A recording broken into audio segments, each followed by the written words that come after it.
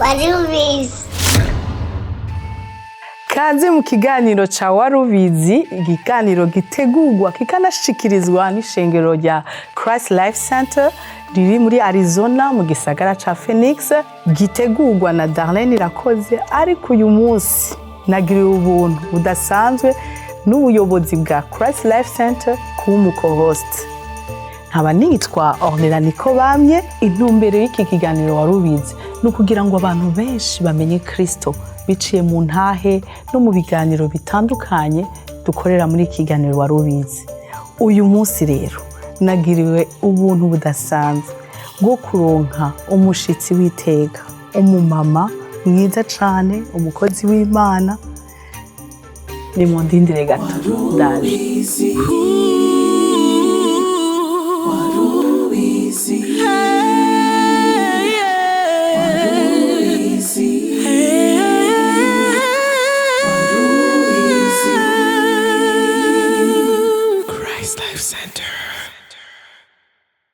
Mutumire wacu mwiza, turashaka ko mwidondora mukabwira abakunzi ba warubizi uko mwitwa. Murakoze. Ego murakoze cyane. Amazina yanje ni Sandrine Uwimana. Ndi umumama, ndubatse, mfise umushinga ntahe n'abana babiri. Ikirenze kuri ivyo ndakijijwe, nkunda Yesu. Amen, amen. Bega vyiza, ako kantu karandyoheye cyane. Rero dufite umuco mwiza muri warubizi. Mbere yo gutangura ikiganiro turasenga kugira ngo twiragize Imana, amajambo yose tuza kuvugira hano, tuza kumvara hano, abe guhesha Imana icubahiro, kugira ngo uzokurikira kino kiganiro kizomufashe. Ego murakoze, karibu.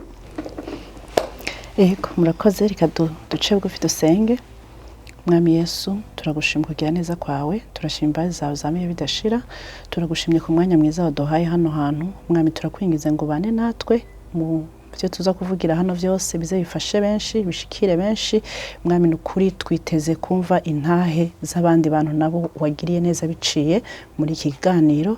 Tuguhaye kaze na karibu, cubahiro cyose kibicawe ni mu izina rya Yesu Kristo dusenze twizeye. Amen. Amen. Sandrine ninde none? Murakoze cyane.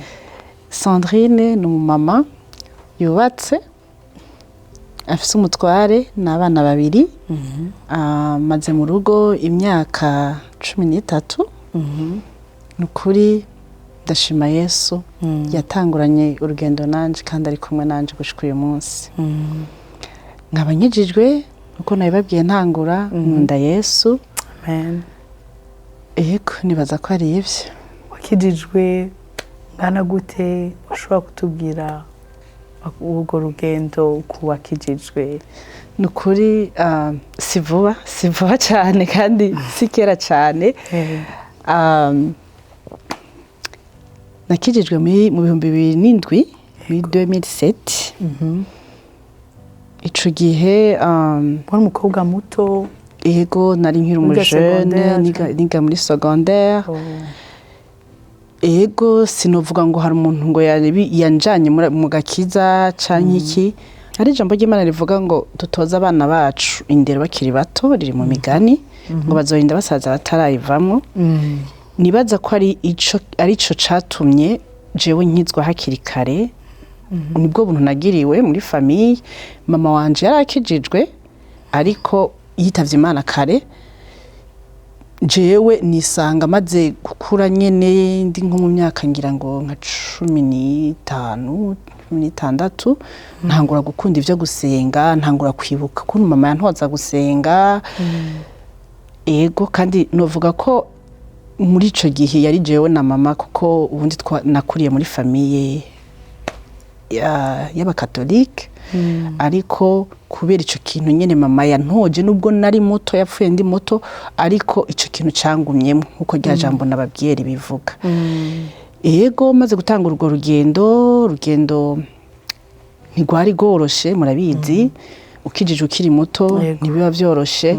Ariko hamwe na Yesu no kumwizera no kumusaba kugira gushoboze, vyaramfashije. Urugendo rwagenze neza. kugushika uno munsi ndacahagaze ndashima Yesu. Imana ishimwe cyane. None wavuze yuko mama wari yaragutoje inzira y'agakiza, urivukana, urafise abandi bamuvukana? Yego tuvukana turi babiri. Ndafise mukuru wanje w'umukobwa. Yego tumenyereye ko abantu bavuga ko umuntu ari umurokore abasengera mu maeglise y'abarokore. None vyagenze gute kugira uve muri katolike canke ugende aho wasengera? Wakijijwe gute? Ko ari ukwakira agakiza, tuzi ko umuntu akijijwe ari kwatura nyene. Vyagenze gute ico gihe? Wangana gute? Yego murakoze cyane. Sibe inyuma gatoyi, mama yari akijijwe asengera mu ishengero ry'abakizwa. Ico gihe nyosiko cari gihe nk'icikanguro, hari kera cyane vraiment.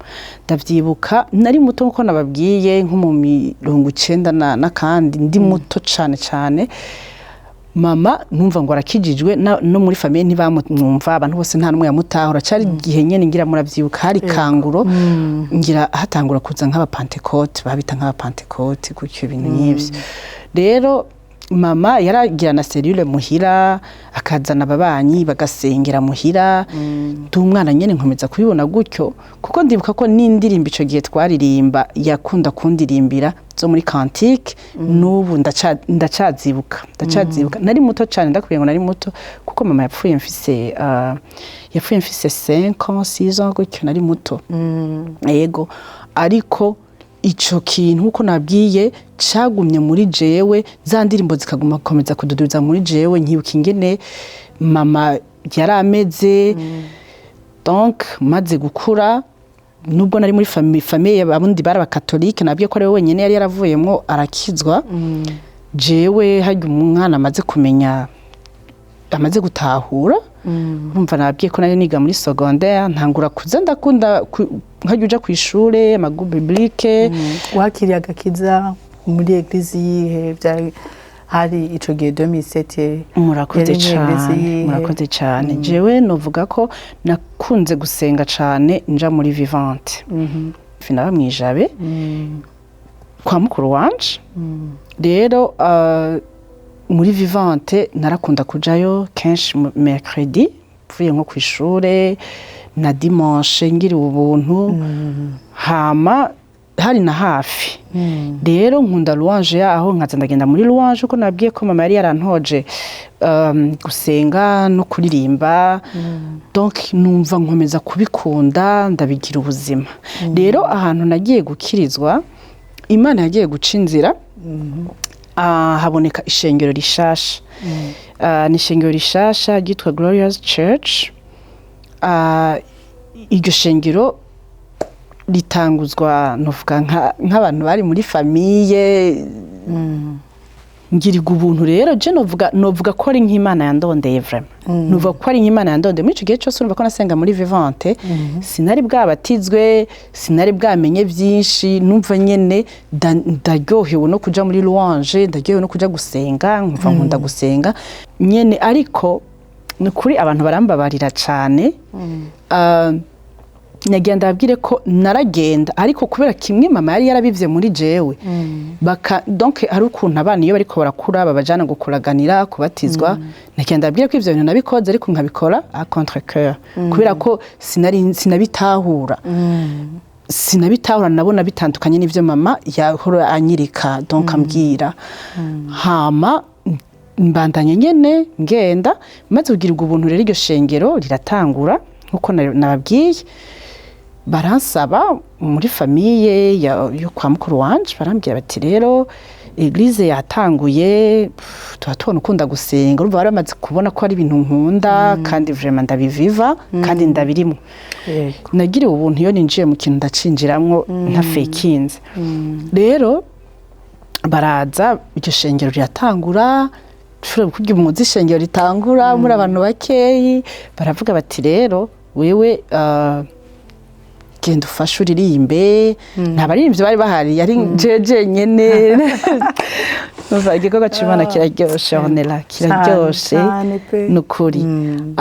Hama ndabikora gutyo numva je kuri jewe ubona ko abantu benshi icyo gihe hari igihe bavuga ngo amashengero ngo ubudumbi mu gisagara nyene ikanguru ryasa niriko riraza jewe numva ni nk'inyishu kuri jewe kuko urumva nubwo nagenda gusenga muri vivante numva ko nari mutoyi famille urumva ntibabumva ngo ndacari muto cyane ntiharagira ko ninjiramwo cyane urumva wogenda gusenga dimanche mugano na mercredi nayo ahantu wumvise ngo bikorane ahantu wumvise ngo biblique nataha ntevye ku ishure donc mbona umengo bisa nk'ibitabanezera cyane ariko ndabatahura cyane ko yari neza yanje urumva ndacari muto ndacari mu ishure ego hama numva ni nk'inyishu iryo shengero riza nk'inyishu ndarijamwo nukuri ndondera n'abagenzi banje wanashaka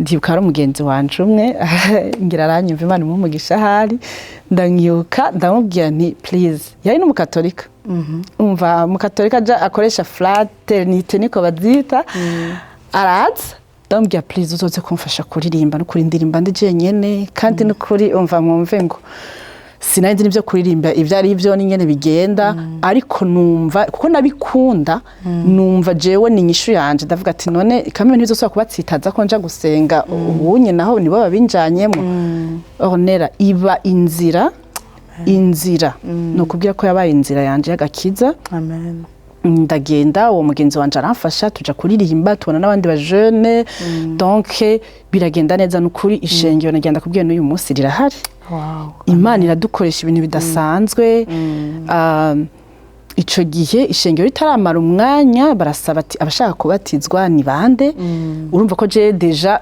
nari maze kumva rero ndavuga ati ubu ngira nshinge amaguru mbe mu bintu vyiwanje ndarijamwo ndakomeza donc urumva muri vivante mbaseye nkumva ndimutse ngiye gufasha urumva muri vivante narinjira ngasohoka ariko nkumva ndarikunda nk'ishengero ryanje nari muri secondaire hama mu nyuma niho nabatitswa ukiraho nashaka kubaza umva wakijijwe ukiri muto yego kenshi iyo umuntu akijijwe akiri muto hari igihe ahura n'ibintu bitandukanye ibintu bishaka kumusubiza inyuma amajambo y'abantu aca intege akakubwira ati cyane uzobirambamo urumva ibintu bitandukanye nk'ibyo none nk'ibyo wabimanaginga gute wabyifatamo gute nihe challenge wahuye nayo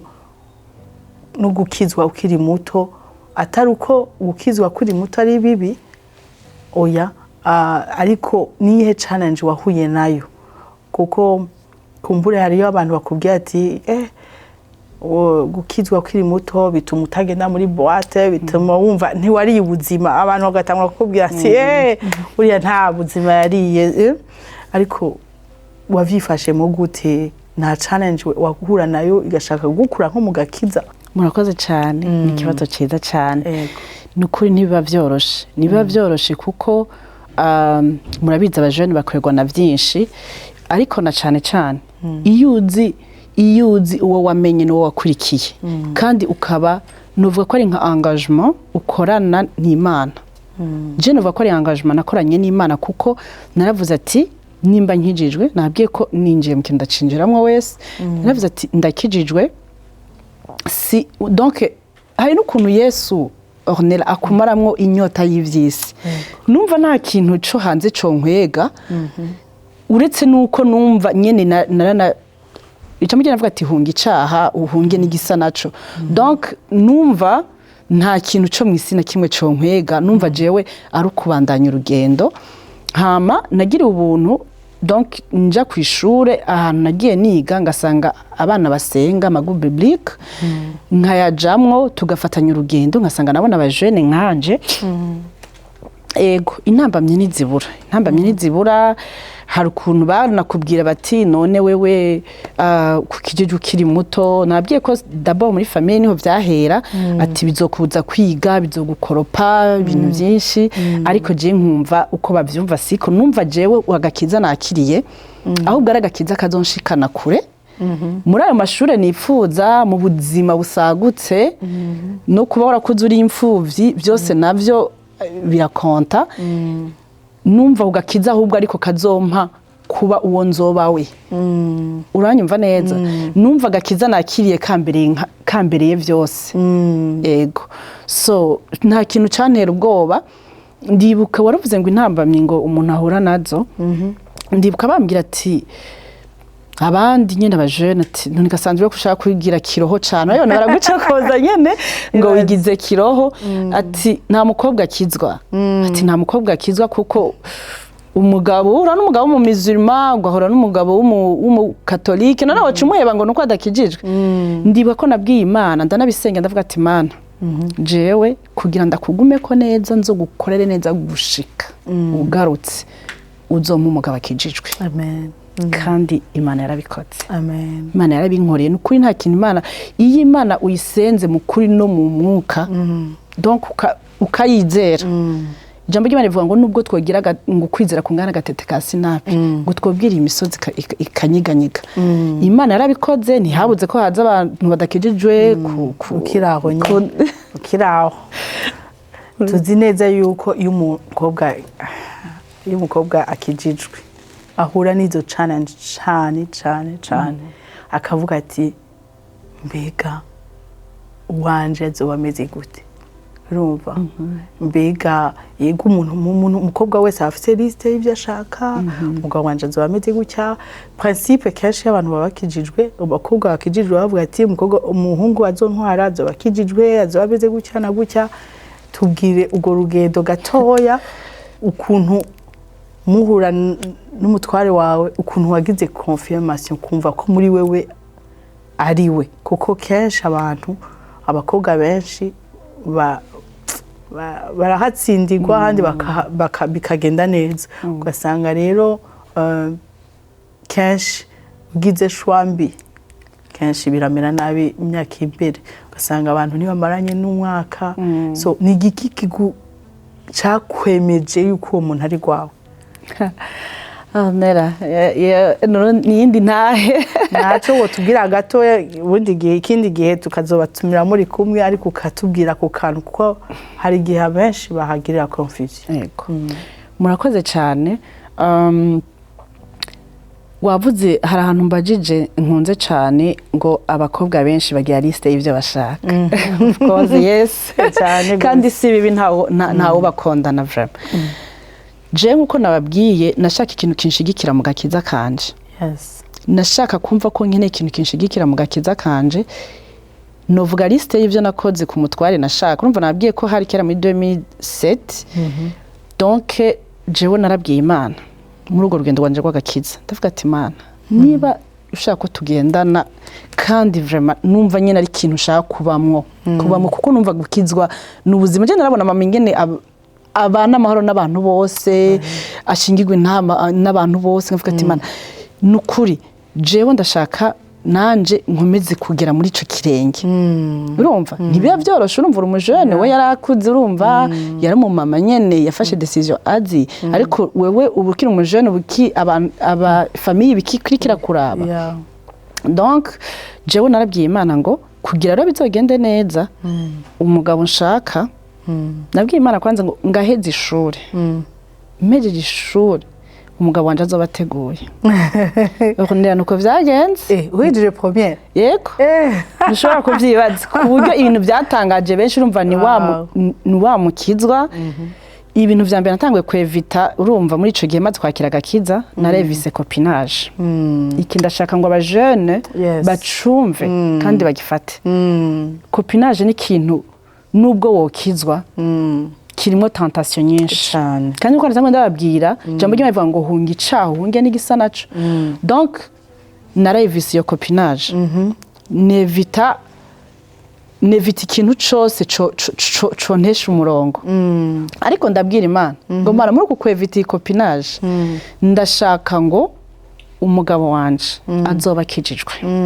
azoba ntahura ndakunda umuntu ntahura entre Yesu yangiriye narabinkorera ndamuvuga ati azoba akijijwe azoba ntahura cyane cyane muri urugendo rw'agakiza. Ndavuga ati kandi nukuri sinzi nyene byaje ngo mpejeje ishuri ngo umugabo aba yabonetse. Ubwo sinzi nyene njyana Imana yarize ati ukare ukaja kure uzoja donc Imana iratuzi honera. Ni kuvuga ngo njewe ukuntu ndabitahura canke ngenda ndavyiyumvira ko nagenda ndavyiyumvira ko numva ari nk'Imana iri kiramproteja kuko urumva nimba ntakiri ku gitsure c'abavyeyi c'imiryango ushobora kudeviya ugiye mu college cyangwa ukaja outside. Ariko Imana ubwo niyo yari ibizi kuko rero Imana ibi yaradutoranije burya ukizwa Imana yaragutoranije donc jambo ry'Imana rivuga ngo abo yatoranije yarabamenye urumva bamenye kera. Donc ndabwira Imana ni rero umugabo wanje azoba akijijwe azoba atahura bino bintu kandi ngaheza ishuri. Donc urumva nkiri muri uwo muriro w'agakiza ndonke n'uwunshigikiramwo nukuri Imana irabikora. Umugabo wanje rero tuja guhura muri urwo rugendo muri urwo rugendo nevise copinage nta copinage muri ya eglise wari wagiyemo Glorious Church. Thank you. Urakoze cyane. Yego reka ndasobanure neza. Numva ko twagiye iryo shengero Imana yari yacishije mu nzira zitandukanye nkarijamwo bigenda neza. Nyuma nagiye kugaruka muri Vivante. Nagiye kugaruka muri Vivante kandi iryo shengero ntaryanse ku mpamvu zitari zimvuyeko ariko byose bihesha Imana icubahiro. Nibaza ko n'ikindi kiganiro tuzojyana ikindi gihe. Mfise nayo nyinshi muri hangana uragaruka muri Vivante. Ndagaruka muri Vivante aho nari nsigaje nk'umwaka wa nyuma ngo mpeze muri university. Oya urumva ko nasavye donc nkiri muri donc secondaire muri première. Yego sigaje nk'umwaka wa nyuma impeze niho nagiye muri eglise nyine muri Vivante nkuko nari sanzwe ngendayo misi yose mercredi na dimanche. Urumva ko umutwaye namusengeye wavuze amaliste umuntu agira narayigize ndavuga ati Imana umutwara akijijwe. Oya umva nukuri ndazi ko abantu bose baca biyumvira ibyo. Ikintu gitangaje kuri jewe gishobora kuba gitandukanye n'abandi sinigeze nsengera umugabo ibintu physique. Oya jewe urumva ko nari nkene ikintu gishikira mu gakiza kanje nasengeye umugabo anyumva ukuntu ivyo Imana ndabibamwo. Donc nimba numvise ngo hari veye aha hantu yumve ko ati go ahead. Nimba numvise ngo hari gikorana ahantu avuga ati go ahead. Numva ari ivyo donc antahure nimba navuze ati hari amasengesho mwijoro nyene tugiye gusengera canke ibintu nyivyo nyene numve ko antahura muri ubwo rugendo rw'agakiza. Rero niho Jesse nasengeye iby'umubiri. Nuva ko nasengeye iby'umutima cyane cyane kuko nivyo nari nkeneye muri ico gihe. Maze kumusengera ndavuga ntahura byose. Jesse namenya ko Imana byose yavyanditse yabishize ahantu. Na cagiye cuko mba nahejeje ishure abari ngaho. Nigira gusenga bisanzwe urumva ntaco niteze ntaco nzi narasenze nasa n'uwibagiyeho gato. Ndagenda muri eglise hari dimanche ndavyibuka hari muri 2009 urumva kuko nahejeje ishure muri 2010. Hama ndasenga nahora ndasenga mercredi na dimanche. Uwo munsi protokora ndagenda ndicara ndazi wararirimbye muri Vivante urazi ko hameze hari hano ukiva kuri Albatros winjira hariho ecran urayibona hari muri bijya bice. Ndicara bisanzwe uko ukwicara menyereye kugenda umva n'ibintu mugane w'abana ngo biri fani ariko nukuri Imana ni nziza. Nawe yatubwira ku kantu mwaciye mwicarana protokole yaramprotokoye iranyicarika. Donc kujya wicara utaza abantu mwicara ndicara ndasenga ndahetse. Hama kujya uramutse abantu muramukanya hirya no hino turaramukanya turasenga turataha. Nawenzi masengo namubonye umunsi wa mbere ndamubona nyene umva ivyo Imana ikora n'igitangaza. Hama donc urazi ko iyo musohoka vivante nini kandi nzira ko ikiri nini nkuko yari ubuhongera yarongerekanye donc turataha arataha ndataha nta numva nkuko abantu bose urana ko muri range zigera nka hariya hama mercredi kurikira mwanibwiranye uwo munsi sinzi wari we ni umuntu twahuye nuko muhurira n'umuntu muri bus yego hama nca turata mercredi ndagaruka gusenga nkuko biri rumva nari yaranja akanya ka mercredi nikabure na dimanche uko nyene mu mwanya muto nimba ivyigwa ndavyaranja niko nabigenza gusa uwo mwanya nari yaranja ntubure mercredi ndagenda urumva je mu mutwe nivyarimwo nta na kimwe nzi urumva ntasindamuzi ni wa muntu arengana dimanche yindi ngiye nyene gusenga ngenda nacerewe pe entretien nabanza gutwara abana ba mukuru wanje aho nari nsigaye mba kwa mukuru wanje mba mwijabe hama mukuru wanje donc natwara abo bana kandi ndashima Imana ko nabo bakijijwe bavuye bakizwa kuko nabwiye ko gutera imbuto mu bana bakiri bato irabafasha abo bana nabo barakijijwe kandi ndashima Imana ko Imana yankoresheje hama dimanche nacerewe ntwaye abana muri Sunday school atwo twamanukana hariya kwishure hariya mu bana ndabatwara ndabadepoza ndagaruka ngarutse protocole ruri protocole barabura naho bananyicarika huzuye wumve wagiye ucerewe umva nacerewe urumva abana nyene yaragiye nacerewe ariko ariko sinatwe no gucerwa no muri vente ariko abantu baza kare no muhamagaro w'abantu gasanga huzuye hakiri kare donc twinjira saa 3 gasanga nka saa 3 nino santu hamaze kuzura canke protocole irarondera ikibanza sinzi nyene protocole mbonye impamagaye gukiri hari imbere ndakwirikira batora gateba ahantu hagati iranyicarika ndarengana ndicara ntazo ngiye kwicara hama nk'umugenzi w'abakizwa ndasenga ndaheza kwa kundi nyene twabikora ndaramutse kandi uri hirya n'uri hino ngize gutya zambona ni masengo tubana uyu munsi urumva ko twicanye cagiye ca Sunday nubu kandi naje nacerewe ukagira ni nk'umuntu yoba yambikiye ikibanza azi what's going on kandi nituzinanye je rero kubera ico kintu kibaye 2 fois numva ijwi rimbwira ngo wewe ikintu cyo bikubwiye tuvuga ati Imana ndavangiwe none what do you mean urumva taravye hirya tuvuga ati amajwi ya satani ndayazimisha urumva ko nta n'imigambi ya mariage nyine nari mfise ni bimwe wasengeye kera gusa ijwi rikugarutse ndibuka ko turi 2009 ngiye guhita ishure muri 2010 nasabye Imana ko mpejeje ishure ngira mariage mugabo ndavangiwe nibiki nguma nzimya ayo majwi ndagumya nzimya ayo majwi ndasenga ndaheza culture irahera turataha urumva ni kwa kundi ni umuntu sindamuzi sinigeze no kunamumenya kandi biravye kuri nta twari kunahurira nta twari kunahurira byari ibintu biri gutya pe ariko kubw'ubuntu bw'Imana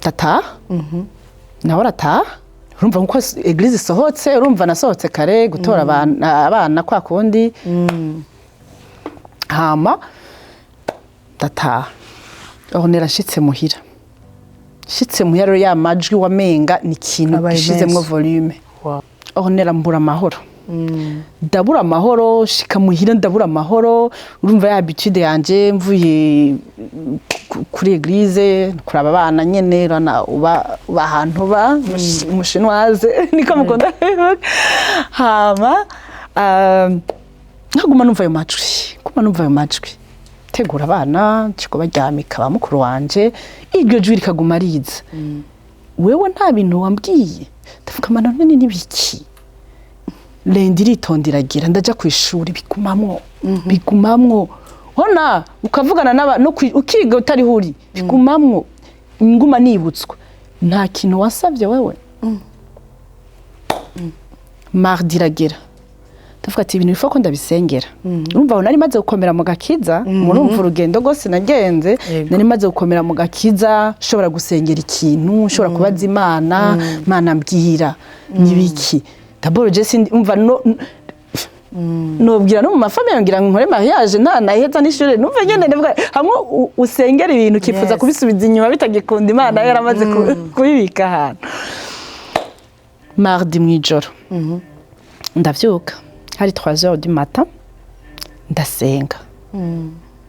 ndasenga ndabwira Imana nti Mana ubu rero ndashaka umbwire neza mikimenyetso ornera uwo muntu uyo mushinga nawe tubana uyu munsi sinari nzi ngo ari marié si bintu naravye ngo ndavye ku ntoki nitwavuganye gute wewe kumva ivyo bintu ngo uriko ranasaba n'ibimenyetso donc ni bintu ivy'Imana donc kubera iryo jwi wari ugendeyeko ego kumva iryo jwi ryagumye rinyibutsa donc no kwicana kabiri deux fois successive mwicarana n'umuntu ako kana donc navuga buhagaze aho agukana ndumva nkeneye yuko muzogaruka muri warubizi noneho mukabivuga muri kumwe kuko ndumva ko ari akantu gakomeye pe ni ikintu gikomeye cyane kuko kugira wumva ijwi ry'Imana nk'iryo ukaba utubwiye ko uwo muntu ari we mugabo wawe mumaranye imyaka 13. Oh my God, icyo kintu kirakomeye cyane. None ga Sandrine, mbere ko turangiza ikiganiro cacu ca warubizi ndashaka ko ugira iki kintu ubwira umuntu w'umukobwa yoba yaraciye mu buzima bw'ubupfubyi akabura ababyeyi akaba muri famille. Hari igihe umuntu kubera atababona uko bizogenda imbere akihebura. None ga Sandrine, ndashaka ko wogira ikintu kimwe gusa canke bibiri wobwira umuntu ariko aradukurikirana uyu munsi ashobora kuba atabyizigiro vyejo abona kumbura yakuze ari umwana w'imfuvyi akagendera mu bintu bitari vyiza kugira ashake nayo mafaranga ashoboye gukora ibintu bitandukanye ariko nk'umuntu w'umukristo nigiki wobwira umuntu ariko aca mu ivyo bihe? Murakoze cyane, ni ikibazo ciza cyane. Ikintu cya mbere numva nobwira aba jeunes kubera ko iyi ntahe nakomeje nyibwira aba jeunes kandi yakomeje kubafasha ari kandi n'ubu ndashaka ngo umujene wese ahari utari bwayumve imufashe. Ikintu cya mbere numva nohagarara ko nk'uwakijijwe n'utaranakizwa amenye ko afatira ijambo ko Imana niwe se w'imfuvyi. Amen. Niwe our provider, niwe ara providing ico keneye cyose. Urashaka kumbwira ngo uyu munsi ngo ndumukobwa singira amavuta singira iki. Ornera iyo wamenye Imana urisiga vaseline ukayisiga ugasa neza ugakayangana. Wow. Ico gihe nisiga vaseline numva sleeping baby niyo yari hari ico gihe. Abantu bose bakabaza mukuru wanje ati uyu mukobwa arisiga ibintu raraba neza. Sleeping baby. Wow. Kubera iki ndayisigana umutima hari ico mbwira Imana avuga ati Imana I know nzoronka amavuta meza ninitwara neza muri cagihe ndayiguriye you know nukuri niwumve ngo hari ikintu wobura ngo bitume uva ku Mana bitume utesha agaciro gakiza wahawe canke nimba ukanka no gukizwa kuko utinya ko wa undi yoguheba. Donc vya bindi vyose oya kizwa ku Mana hariyo vyose. Uri umujene ntutinye gukurikira Imana ngo mu Mana hariyo ubukene canke harabakene oyaha ubwo rugendo egura rucamo ariko hari Imana ikura hahandi ikakwicaza ahantu. Uyu munsi je ndashobora kwigurira amavuta meza yose nshaka. Ico gihe ariko naremeye ndisiga sleeping baby kandi nezerewe. Nagize Imana impumunezero kuva ico gihe cose. Naba mfise umunezero w'agakiza kuko mfise ivyizigira vyeje hazaza. Amen. Nukuri ico nobwira umujene wese ari karanyumva n'uzonyumva ikindi gihe bivanye n'umwanya azoba ari karayikurikirana wumve ko nta kintu gikwiye kugukura ku Mana. Amen. Nta n'ikintu kiguye kugutera ubwoba kuko Imana n'umutunzi. Amen. Imana ifise vyose. Ni se w'imfuvyi, ni umugabo w'abapfakazi. Wewe yizere gusa. Amen. Nta kintu uzoyiburana.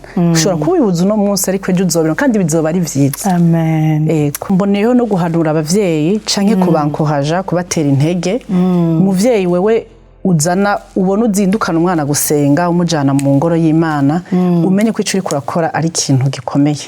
Ni ikintu ciza kuko nkuko nababwiye mumva ko nabuze abavyeyi nkiri mutoyi ku myaka 5, ico gihe cyose mama kibikora we ntiyarazi cari karakora.